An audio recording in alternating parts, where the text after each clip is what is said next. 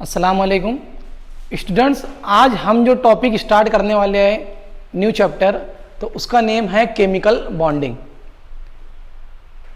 Chemical bonding means what? तो सबसे पहले हमको देखना है कि केमिकल मीन्स क्या और बॉन्डिंग मीन्स क्या। तो केमिकल मीन्स कोई भी केमिकल सब्सटेंस, जैसे मैं ले लेता हूं carbon dioxide, water molecule, hydrochloric acid, ये सब केमिकल्स है। और आप इसमें अगर देखोगे तो कार्बन डाइऑक्साइड में कार्बन ऑक्सीजन से बाइंड है, ऑक्सीजन कार्बन से बाइंड है। इसी तरीके से वाटर मॉलिक्यूल में हाइड्रोजन ऑक्सीजन से बाइंड है, ऑक्सीजन हाइड्रोजन से बाइंड है। हाइड्रोक्लोरिक एसिड के अंदर हाइड्रोजन क्लोरीन से बाइंड है, क्लोरीन हाइड्रोजन से बाइंड है। तो ये अट्रैक्शन या फिर इंटरैक्शन हम जो बोलेंगे उसको, इसके बारे में स्टडी करना, मतलब किसी केमिकल्स के अंदर एलिमेंट्स किस तरीके से बाइंड है, किस तरीके से एक दूसरे से ज्वाइन है, किस तरीके से एक दूसरे से जुड़े हुए हैं, इनके बारे में स्टडी करना, ये होता है केमिकल बॉन्डिंग, है ना। तो हम इस चैप्टर में इसके बारे में पूरी डिटेल देखेंगे कि मॉलिक्यूल के अंदर जो एलिमेंट आइटम्स प्रेजेंट होते हैं वो किस तरीके से एक दूसरे से ज्वाइंट होते हैं। तो चलिए स्टार्ट करते हैं। सबसे पहला टॉपिक हमारा chemical bond. What is chemical bond? तो देखो केमिकल बॉन्ड क्या होता है। Chemical bond is the force of attraction which holds the two atom or ions together in a molecule is called as a chemical bond. Chemical bond means एक ऐसा bond जिसमें दो atom एक दूसरे से होल्ड मतलब बाइंड होते हैं, जुड़े हुए होते हैं। इस तरीके का जो अट्रैक्शन बीच में प्रेजेंट होता है उस अट्रैक्शन को हम बोलते हैं केमिकल बॉन्ड। जैसे अगर आप यहां देखोगे तो HCl में हाइड्रोजन क्लोरीन से और क्लोरीन हाइड्रोजन से क्या है, बाइंड है। तो ये हाइड्रोजन और क्लोरीन के बीच में एक टाइप का अट्रैक्शन है, एक टाइप का इंटरैक्शन है। तो इसी इंटरैक्शन को, इसी अट्रैक्शन को हमने नेम दिया है केमिकल बॉन्ड का, है ना। और केमिकल बॉन्ड की बहुत सारी टाइप होती है। जैसे जैसे हम चैप्टर में आगे जाएंगे तो वन बाय वन हम स्टडी करेंगे, है ना। उसके बाद स्टूडेंट हमारा टॉपिक है कोजल एंड लेविस थ्योरी। ये दोनों साइंटिस्ट है, कोजल एंड लेविस। इन्होंने जो थ्योरी दी थी उस थ्योरी के बारे में हम देखेंगे और इन्होंने ये थ्योरी किस बिना पे दी थी, मतलब किस वजह से इन्होंने ये थ्योरी दी थी, उसके बारे में भी हम देखेंगे। तो सबसे पहले हमको पता होना चाहिए कि कोजल एंड लेविस ने जो थ्योरी दी थी वो थ्योरी उन्होंने नॉबल गैसेस को सामने रख के दी थी। अब नॉबल गैसेस को सामने रख के दी थी मतलब क्या, उन्होंने ऑब्जर्व किया कि जितने भी केमिकल्स होते हैं, जितने भी एलिमेंट्स होते हैं, उनके अंदर नॉबल गैसेस ऐसे हैं जो किसी से रिएक्ट नहीं करते या फिर वो स्टेबल होते हैं। अब नॉबल गैसेस मीन्स व्हाट? तो नॉबल गैसेस जो होता है, जैसे आपको पता होगा हमारा जो पीरियोडिक टेबल होता है,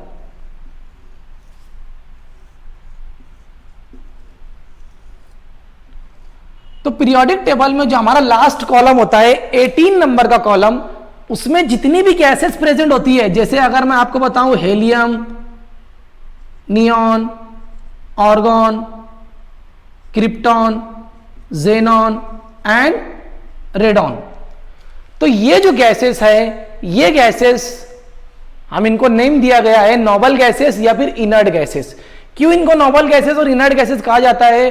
क्योंकि स्टूडेंट्स ये गैसेस ऐसी गैसेस है जो किसी से रिएक्ट नहीं करती, किसी से रिएक्ट नहीं करती। क्यों नहीं करती? क्योंकि इनका वैलेंस शेल के अंदर इलेक्ट्रॉन क्या होते हैं, फिलअप होते हैं, या फिर मैं आपको बोलूं कि इनकी ऑक्टेट कंप्लीट होती है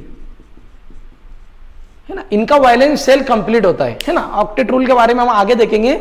हमको इतना अभी पता रखना है कि इनका वैलेंस शेल क्या होता है, कंप्लीट होता है। तो नॉबल गैसेस से हमको यह पता चला कि जिनका वैलेंस शेल कंप्लीट होता है वो एक स्टेबल मॉलिक्यूल होता है या फिर स्टेबल एलिमेंट होता है। और इसी नॉबल गैसेस को सामने रखते हुए, इसी नॉबल गैस की स्टडी करने के बाद कोजल एंड लेविस ने जो थ्योरी दी थी वो इस तरीके से थी कि Kossel and Lewis theory also called as electronic theory of valency, है ना। उन्होंने जो थ्योरी दी थी उन्होंने उसका एक स्पेसिफिक नेम दिया था और वो स्पेसिफिक नेम क्या है, इलेक्ट्रॉनिक थ्योरी ऑफ वैलेंसी। अब वो थ्योरी क्या थी?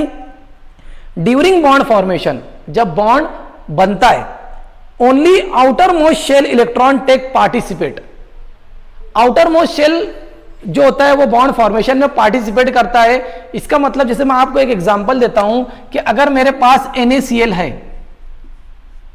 सोडियम और क्लोरीन, सोडियम का एटॉमिक नंबर होता है 11, तो मैं इसके जब शेल फॉर्मेशन में इलेक्ट्रॉन को डिवाइड करूंगा तो कैसे लिखूंगा 2 8 1।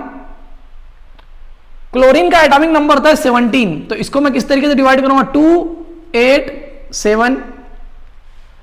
अब इसमें आउटर मोस्ट शेल कौन सा है, जैसे आप देखोगे 2 8 1, तो जहां पे एक इलेक्ट्रॉन प्रेजेंट है वो उसका वैलेंस शेल या फिर आउटर मोस्ट शेल है। इसी तरीके से क्लोरीन के अंदर जो 7 जहां पे प्रेजेंट है वो उसका आउटर मोस्ट शेल और वैलेंस शेल है। और इसने यहां पे क्लियरली आपको बता दिया स्टूडेंट कि बॉन्ड फॉर्मेशन के लिए सिर्फ और सिर्फ आउटर मोस्ट इलेक्ट्रॉन जो है वो पार्टिसिपेट करते हैं या फिर वो इन्वॉल्व होते हैं बॉन्ड फॉर्मेशन के अंदर, है ना। बाकी उससे पहले के जो इलेक्ट्रॉन रहेंगे वो बॉन्ड फॉर्मेशन के अंदर इन्वॉल्वमेंट नहीं देंगे।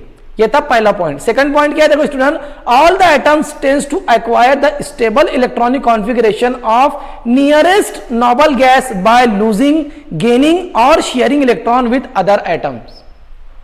अब इसका मतलब क्या है स्टूडेंट, इसका मतलब यह है कि जितने भी एटम मॉलिक्यूल फॉर्म करते हैं, तो एक एटम दूसरे एटम से जब बॉन्ड फॉर्मेशन करता है तो वो या तो इलेक्ट्रॉन लूज करेगा मतलब दे देगा, या तो इलेक्ट्रॉन गेन करेगा मतलब इलेक्ट्रॉन लेगा, या इलेक्ट्रॉन शेयर करेगा।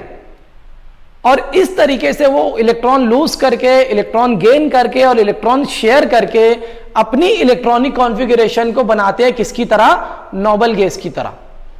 क्यों नोबल गैस की तरह बता रहे हैं, क्योंकि हमको पता है कि नोबल गैस का जो वैलेंस शेल होता है वो कंप्लीट होता है, और वैलेंस शेल कंप्लीट होने की वजह से वो एक स्टेबल फॉर्म में प्रेजेंट होते हैं।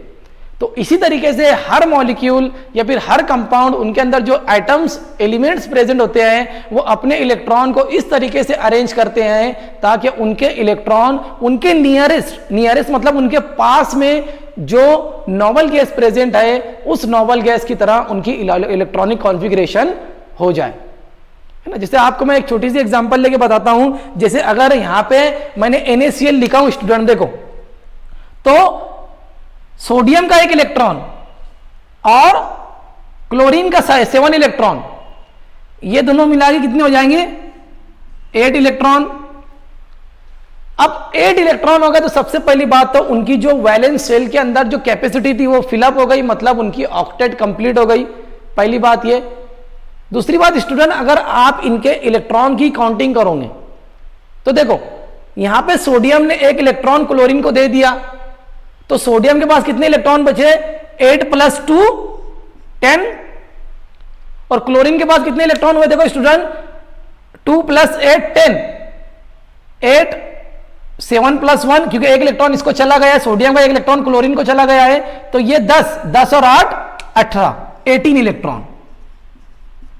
अभी आप देखो सोडियम के पास पहले 11 इलेक्ट्रॉन थे, अब उसके पास 10 इलेक्ट्रॉन्स हैं, और क्लोरीन के पास पहले 17 इलेक्ट्रॉन्स थे, अभी उसके पास 18 इलेक्ट्रॉन है। अगर आप इसको कंपेयर करेंगे नोबल गैस से स्टूडेंट, तो मैं यहां पे आपको नोबल गैसेस का एटॉमिक नंबर बताता हूं। एटॉमिक नंबर मींस उनके पास कितने इलेक्ट्रॉन प्रेजेंट है।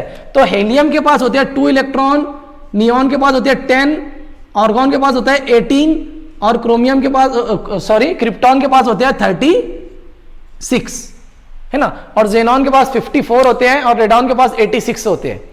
तो अगर आप यहां पे ऑब्जर्व करोगे तो सोडियम ने किसकी इलेक्ट्रॉनिक कॉन्फ़िगरेशन एक्वायर्ड किया, उसने देखो उसके पास 11 इलेक्ट्रॉन थे, अभी कितने हो गए 10, और यहां पे आप देखो नोबल गैस में किसके पास 10 इलेक्ट्रॉन है, नियॉन के पास। मतलब उसने क्या किया, अपने पास उसके पास जो इलेक्ट्रॉन थे तो इलेक्ट्रॉन लूज करके क्या किया, अपनी इलेक्ट्रॉनिक कॉन्फ़िगरेशन को नियॉन की तरह कर दिया। अब जब उसकी इलेक्ट्रॉनिक कॉन्फ़िगरेशन नियॉन की तरह हो जाएंगी तो वो भी क्या हो जाएगा, स्टेबल। क्यों स्टेबल हो जाएगा, क्योंकि उसकी भी ऑक्टेट कंप्लीट हो गई, उसका भी वैलेंस शेल कंप्लीट हो गया इलेक्ट्रॉन लूज करके। इसी तरीके से आप अगर क्लोरीन को ऑब्जर्व करोगे तो क्लोरीन के पास कितने इलेक्ट्रॉन आ गए, 18 इलेक्ट्रॉन आ गए, मतलब उसकी किसकी तरह इलेक्ट्रॉनिक कॉन्फ़िगरेशन हो गई, ऑर्गॉन की तरह, है ना। तो ये थी कोजल लेविस थ्योरी जिसमें उन्होंने क्लियरली बता दिया कि जितने भी एटम्स होते हैं जब वो बॉन्ड फॉर्मेशन करते हैं तो बॉन्ड फॉर्मेशन करने के टाइम या तो वो इलेक्ट्रॉन लूज करेंगे, है ना, मतलब एक एटम इलेक्ट्रॉन लूज करता है तो दूसरा एटम उसका इलेक्ट्रॉन गेन करता है, और अगर इलेक्ट्रॉन लूज और गेन नहीं हो रहा है तो वहां पे शेयरिंग ऑफ इलेक्ट्रॉन होता है ना। और जहां पे शेयरिंग हो, लूजिंग हो, गेनिंग हो, कुछ भी हो, लेकिन फाइनली क्या होता है कि उनकी इलेक्ट्रॉनिक कॉन्फ़िगरेशन किसकी तरह हो जाती है, नोबल गैसेस की तरह, और फिर वो क्या हो जाते हैं, स्टेबल। अब देखो स्टूडेंट, इसी पॉइंट को मैंने यहां पे एक डेफिनेशन के फॉर्म में लिखा हूं, ये उसकी परफेक्ट डेफिनेशन है। क्या है, the formation of chemical bond, एक जब केमिकल बॉन्ड बनता है, atoms combine by losing, gaining or sharing of electron and finally acquired stable noble gas configuration. कोई भी एटम एक मॉलिक्यूल के अंदर जब स्टेबल होता है तो स्टेबल होने से पहले या फिर बॉन्ड फॉर्मेशन करता है तो बॉन्ड फॉर्मेशन करने के टाइम पे वो अपनी इलेक्ट्रॉनिक कॉन्फ़िगरेशन को किसकी तरह कर देता है, नोबल गैसेस की तरह, है ना। और किस तरीके से करेगा, या तो इलेक्ट्रॉन लूज करेगा, या तो गेन करेगा, या तो इलेक्ट्रॉन शेयर करेगा। आगे स्टूडेंट हम जब इसके टाइप्स ऑफ बॉन्ड देखेंगे तो हम ये सारी चीजें देखेंगे कि किस तरीके से एक एटम इलेक्ट्रॉन लूज करता है, किस तरीके से दूसरा एटम इलेक्ट्रॉन गेन करता है, और अगर इलेक्ट्रॉन गेन और लूज नहीं हो रहा तो किस तरीके से शेयरिंग होती है।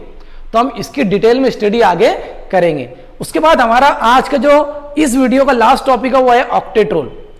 स्टूडेंट, ऑक्टेट रूल, ये वर्ड ऑक्टा मीन्स होता है 8, है ना, आपने ऑक्टेट सुना होगा, या फिर ऑक्टेन बोलते हैं हम उसको। ऑक्टेन का मतलब होता है 8, है ना।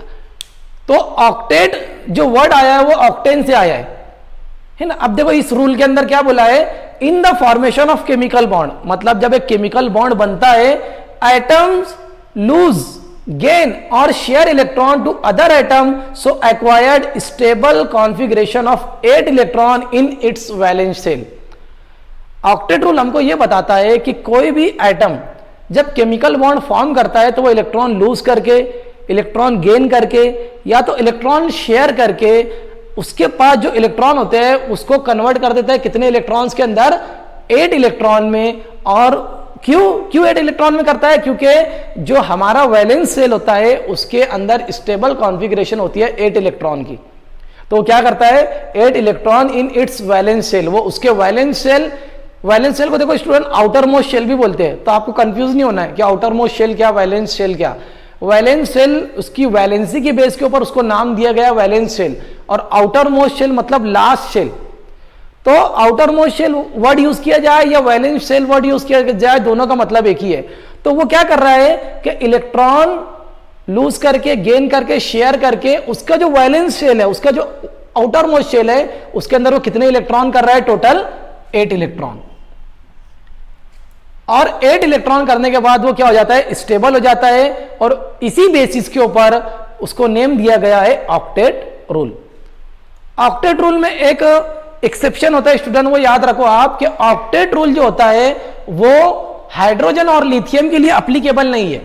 किसके लिए, हाइड्रोजन के लिए और लिथियम के लिए।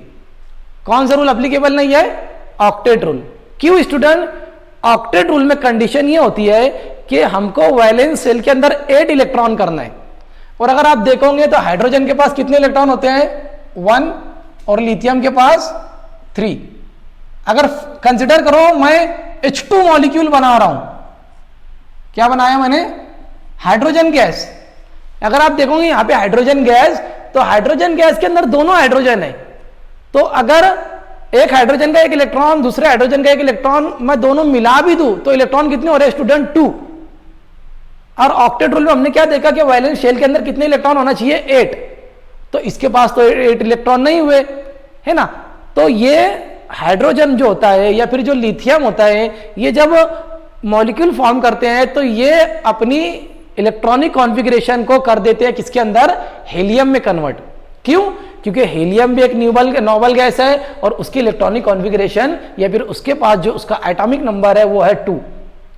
तो हमको देखो 2 इलेक्ट्रॉन जब उनके पास हो जाते हैं तब भी वो स्टेबल हो जाएंगे। क्यों स्टेबल हो जाएंगे, क्योंकि उन्होंने नोबल गैस की इलेक्ट्रॉनिक कॉन्फ़िगरेशन को एक्वायर्ड कर लिया है। लेकिन सिर्फ इतना है कि वो ऑक्टेट रूल को फॉलो नहीं कर रहे हैं। क्यों फॉलो नहीं कर रहे हैं, क्योंकि उनके पास कम इलेक्ट्रॉन है, जितने इलेक्ट्रॉन पे वो 8 इलेक्ट्रॉन तक नहीं जा सकते, है ना। ऐसे ही लिथियम क्या करता है, उसके पास 3 इलेक्ट्रॉन है तो इलेक्ट्रॉन लूज कर देता है, और 1 इलेक्ट्रॉन लूज करके वो 2 इलेक्ट्रॉन कर देता है अपने पास। जैसे 3 है ना, उसके पास 1 इलेक्ट्रॉन चला गया तो 2 इलेक्ट्रॉन बचे, और 2 इलेक्ट्रॉन के ऊपर कौन आता है, हीलियम, जो एक नोबल गैस है ना। तो स्टूडेंट ये सारी चीजें जो थी हमारी, ये हमारे इस चैप्टर का स्टार्टिंग का बोलना चाहिए, एक इंट्रोडक्शन पार्ट है। ये चैप्टर बहुत ही इंटरेस्टिंग है, और आगे जैसे जैसे हम जाएंगे तो इसके अंदर डीप स्टडी इसकी बढ़ती जाएगी। तो आज हम यहाँ पे स्टॉप करते हैं, नेक्स्ट वीडियो में इंशाल्लाह हम इसके आगे का टॉपिक स्टार्ट करेंगे। तो ठीक है, थैंक यू।